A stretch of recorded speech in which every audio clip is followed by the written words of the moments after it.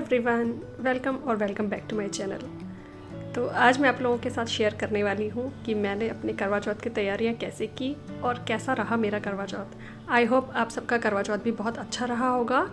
वैसे तो हम सभी त्योहारों की ही तैयारियाँ बहुत अच्छे से ज़ोरों शोरों से करते हैं, लेकिन ये एक ऐसा त्यौहार है जिसमें हम घर को नहीं बल्कि अपने आप को सजाने में ध्यान देते हैं। तो मुझे लगता है लेडीज़ का फेवरेट त्यौहार होता होगा ये। और देखा जाए तो ये सारी चीज़ें जैसे कि वैक्सिंग, फेशियल, ये सब तो हम मंथली ही करते हैं या करवाते हैं। तो ये तो एक क्लीनिंग रूटीन है या फिर हाइजीन रूटीन कह लीजिए, लेकिन जब ये करवा चौथ के साथ मिक्स होता है तो इसे करवा चौथ की तैयारी में ही लिया जाएगा। तो आज मैं आप लोगों के साथ ये सब चीज़ें शेयर करने वाली हूँ। आप देख सकते हैं मैं अभी वैक्स कर रही हूँ क्योंकि मैंने वैक्स हीटर घर पे लिया हुआ है और मुझे इसकी थोड़ी सी प्रैक्टिस है, तो मैं घर पर ही वैक्स कर लेती हूँ। मुझे बहुत ही ज़्यादा कन्वीनियंट लगता है ये, कहीं बाहर जाके करवाने से अच्छा मैं घर पर ही करना इसे प्रेफर करती हूँ। तो वैक्स करने के बाद अब मुझे कुछ और काम भी करने हैं, जैसे कि अभी मैं यहाँ पर कुछ सूट्स वगैरह निकाल कर उन्हें ट्राई कर रही हूँ जो कि मैं करवा चौथ के दिन पहनूँगी दिन में। और ये त्यौहार ऐसा है ना कि इसमें हम दिन में भी काफ़ी अच्छे से रेडी होकर रहते हैं, एटलीस्ट मैं तो रहती हूँ, मुझे बहुत अच्छा लगता है। तो कुछ सूट मैंने शॉर्टलिस्ट किए और वो मैं अब अपनी मदर इन लॉ को दिखाने जा रही थी कि इनमें से कौन सा पहनूं, क्योंकि अगर उसमें कुछ फिटिंग वगैरह करनी होगी या कुछ भी करना होगा तो वो भी मैं करके रख लूँ। और साथ ही साथ जो साड़ी मैं पहनने वाली हूँ करवा चौथ की पूजा में, उसका ब्लाउज़ भी ट्राई करना है, क्योंकि हमारे यहाँ करवा चौथ के दिन कोई भी सिलाई का काम नहीं किया जाता। तो ये सारी तैयारी भी मुझे पहले से ही करके रखनी है।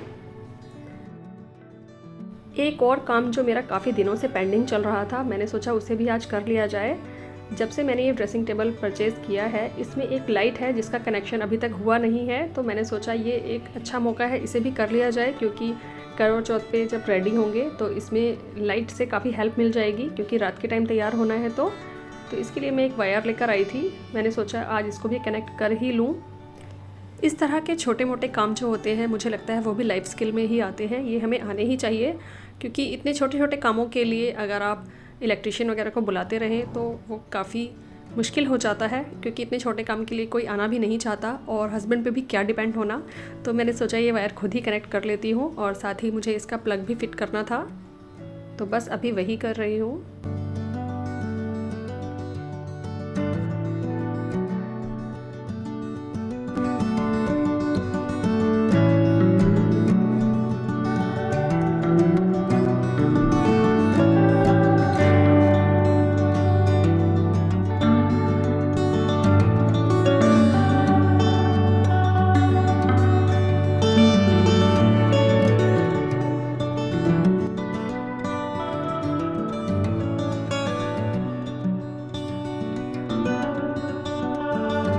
तो चलिए ये भी सक्सेसफुली हो गया। तो अब बस शाम की चाय का टाइम हो रहा था, तो सबके साथ चाय पीने के बाद अब मुझे मार्केट जाना है, क्योंकि जब मैं वैक्स कर रही थी तो मेरी वैक्स फिनिश हो गई और आर्म्स की वैक्स रह गई। अब वो मैं मार्केट से करवाऊंगी और साथ ही थ्रेडिंग भी करवानी है। तो बस अभी उसके लिए ही मैं रेडी हो रही हूँ।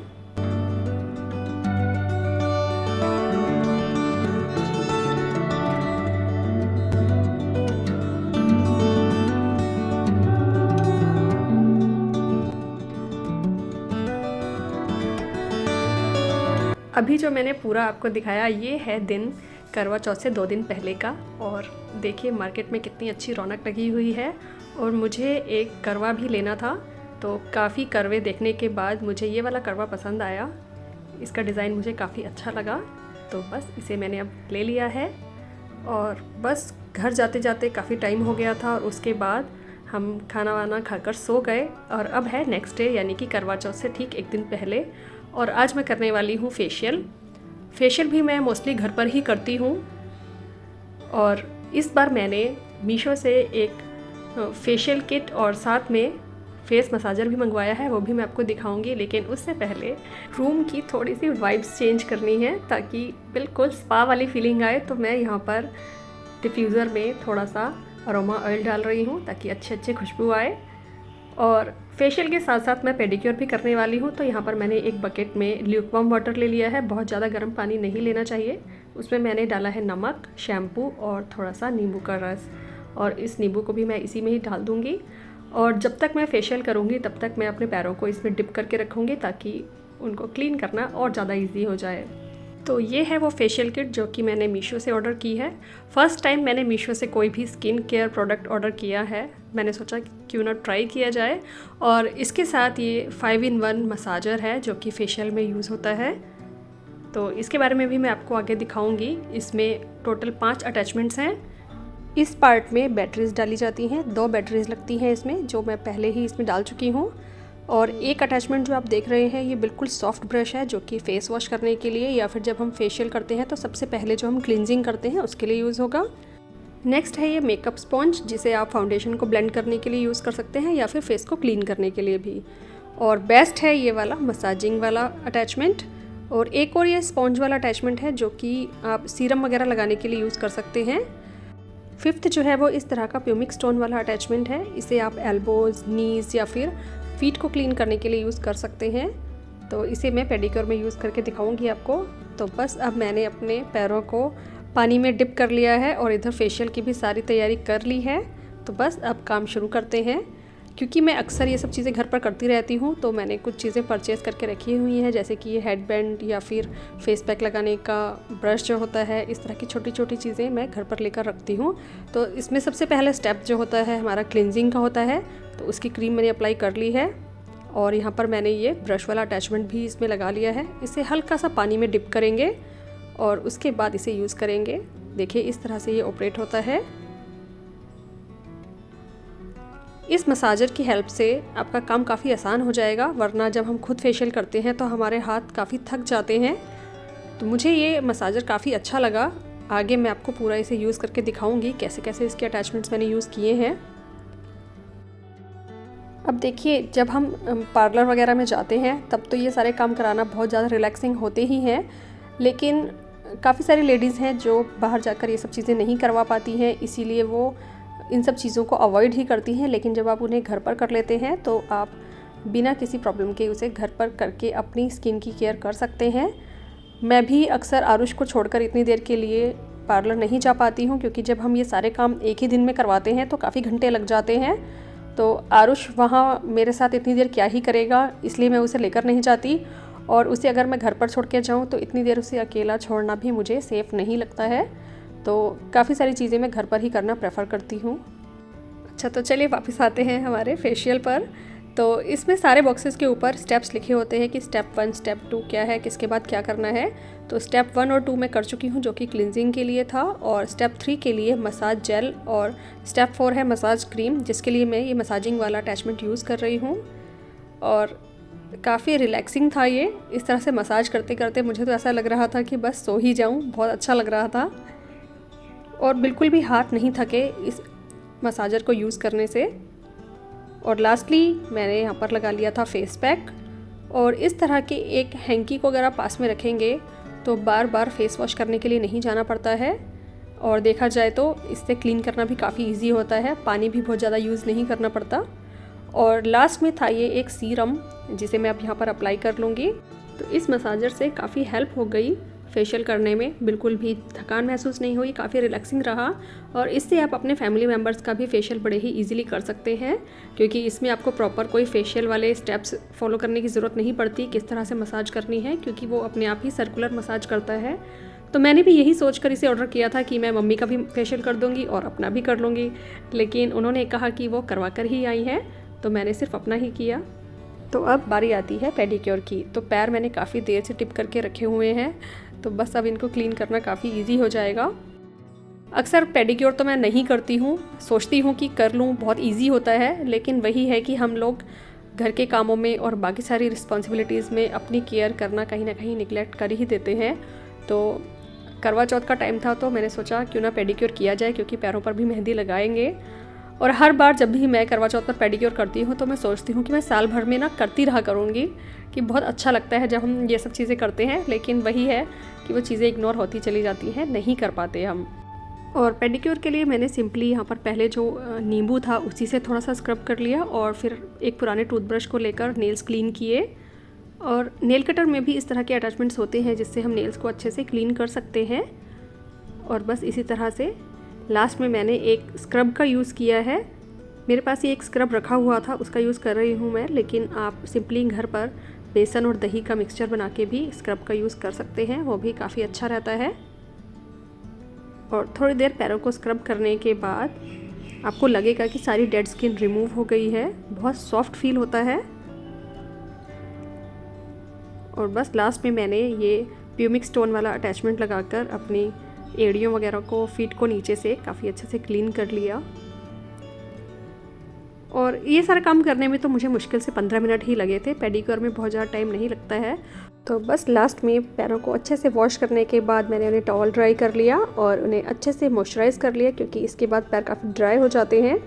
तो मॉइस्चराइज़र के लिए मैं मोस्टली बोरोलिन का यूज़ करती हूँ पैरों के लिए, और जो हमारी टफ स्किन होती है यानी कि एल्बोज़ वगैरह के लिए बोरोलिन काफ़ी अच्छी रहती है। और फाइनली मेरा पेडिक्योर कंप्लीट हो गया। और इसके बाद मैंने किया लंच। अभी मम्मी पापा यहाँ आए हुए हैं, तो मम्मी के आने से काफ़ी ज़्यादा हेल्प हो जाती है। ये सारे काम करते हुए मुझे बहुत ज़्यादा चिंता नहीं करनी पड़ी कि आरुष क्या कर रहा होगा, क्योंकि वो दादी दादू के साथ अच्छे से टाइम स्पेंड करता है, मुझे उसकी फ़िक्र करने की ज़रूरत नहीं पड़ती। और बस लंच के बाद अब मैं लगाऊंगी मेहंदी। मैंने अपने लास्ट ईयर करवा चौथ व्लॉग में दिखाया था कि मेहंदी मैं अपने पैरों में और एक हाथ में खुद लगाती हूँ, और जो एक हाथ होता है यानी कि हमारा राइट हैंड, वो मैं बाहर से लगवा लेती हूँ। लेकिन इस बार मैंने इस तरह के कुछ स्टिकर्स यानी कि स्टेंसिल्स ऑर्डर किए थे मीशो से। मैंने अपने मीशो हॉल में भी दिखाए थे ये। आज मैं उनका यूज़ करने वाली हूँ, तो मैं बाहर नहीं गई मेहंदी लगवाने के लिए। फर्स्टली जो लेफ़्ट हैंड है उस पर मैं मेहंदी लगा लूँगी, और उसके बाद मैं इन स्टेंसिल्स का यूज़ करूँगी।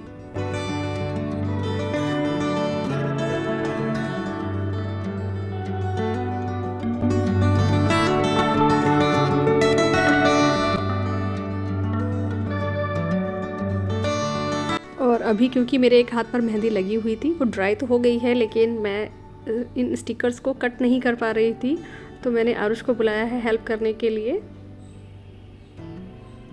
और मेहंदी लगाने में भी वही मेरी हेल्प करेगा, आप आगे आगे देखते जाइए।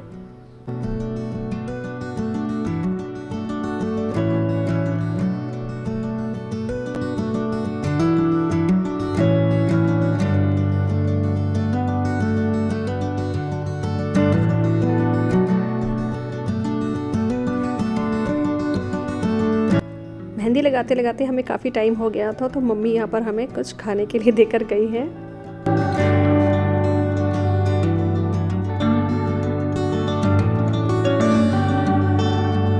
और मेरी मेहंदी तो ड्राई हो गई थी, उसे मैंने अच्छे से क्लीन कर लिया था। और सबको डिनर करवाने के बाद, सब काम निपटाने के बाद फाइनली मैं बैठी हूँ मम्मी की मेहंदी लगाने के लिए। वैसे मेरी मेहंदी में सबके ही हाथ लगे, कुछ मैंने लगाई, कुछ आरुष ने लगाई, कुछ उसके पापा ने, और इवन मम्मी ने भी हेल्प की। और घर में ये सब करने का ये फ़ायदा होता है कि आप अपने कंफर्ट जोन में बैठकर ये सब काम कर सकते हो। साथ साथ हम एंजॉय कर रहे थे हमारा करंटली फेवरेट शो। तो फाइनली 2 दिन की तैयारी के बाद अब आ गया है हमारा करवा चौथ डे। सुबह सुबह कुछ बहुत ज़्यादा खाने का तो मन करता नहीं है, और इस बार तो मेरी तबीयत भी कुछ ज़्यादा ठीक नहीं थी, तो मैंने थोड़ा बहुत खाया और उसके बाद पिया नारियल पानी। इससे काफ़ी आराम रहता है पूरा दिन के लिए। और इस बार तो करवा चौथ संडे को था, तो आरुष की भी छुट्टी थी और उसके पापा की भी, तो उन दोनों ने भी काफ़ी हेल्प की, और मम्मी पापा ने भी। तो सब ने मुझे ज़्यादा काम करने ही नहीं दिया, क्योंकि मेरी तबीयत भी ठीक नहीं थी और फिर व्रत तो था ही। तो बस अब मैं हो रही हूँ तैयार। मुझे करवा चौथ के दिन पर दिन में भी तैयार होकर रहना बहुत अच्छा लगता है। और ये पायल और बिछुए मेरी सासू माँ यानी कि मम्मी ही लेकर आई थी, तो मैंने वो भी पहन लिए हैं। ये पायल मुझे थोड़ी सी लंबी आ रही थी, तो मैंने बाद में चेंज भी की है, वो भी मैं आपको दिखाऊंगी। और देखिए मेरी मेहंदी का कलर। अपने हस्बैंड का नाम तो सब लिखते ही हैं अपनी मेहंदी में, लेकिन मैंने एक हाथ पर आरुष का नाम भी लिखा है, क्योंकि उसे बहुत ज़्यादा अच्छा लगता है। लेफ्ट हैंड पर मैंने लगाई है और राइट हैंड वाली स्टिकर वाली है। तो बस अब मैं हो गई हूँ कुछ इस तरह से रेडी। ये है मेरा डे लुक।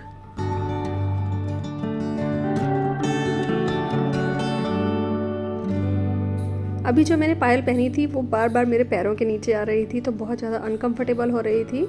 तो फाइनली मैंने यही वाली पायल पहन ली है। ये मेरी शादी के टाइम की पायल है, और इन्हें मैं हर साल करवा चौथ पर पहनती हूँ, मुझे ये बहुत ज़्यादा पसंद है। लंच के बाद हम लोग चले गए थे मॉल कुछ शॉपिंग करने के लिए, और बस अब थाली वगैरह सब तैयार करने के बाद मैं हो गई हूँ रेडी, क्योंकि शाम का टाइम हो गया है और हमें जाना है मंदिर पूजा के लिए।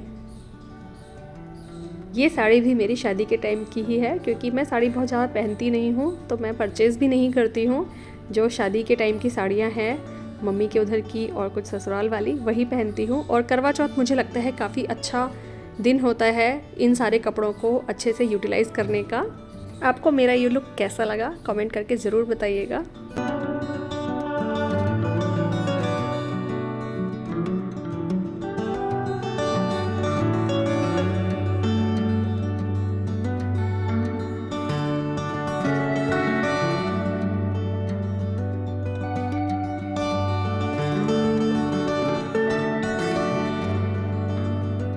हमारे यहाँ थाली घुमाने वाली रस्म भी होती है, लेकिन मैं उसकी वीडियो नहीं बना पाई, वरना आपको ज़रूर दिखाती।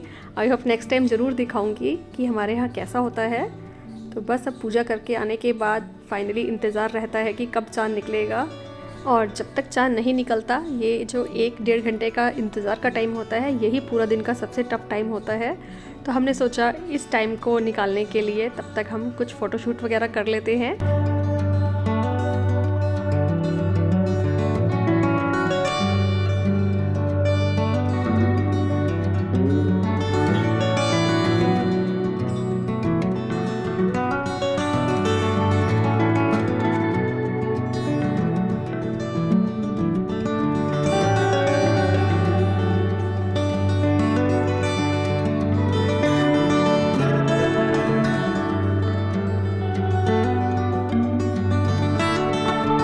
तो फाइनली चंद्रमा निकल आया है और हम सब ने छत पर पूजा की।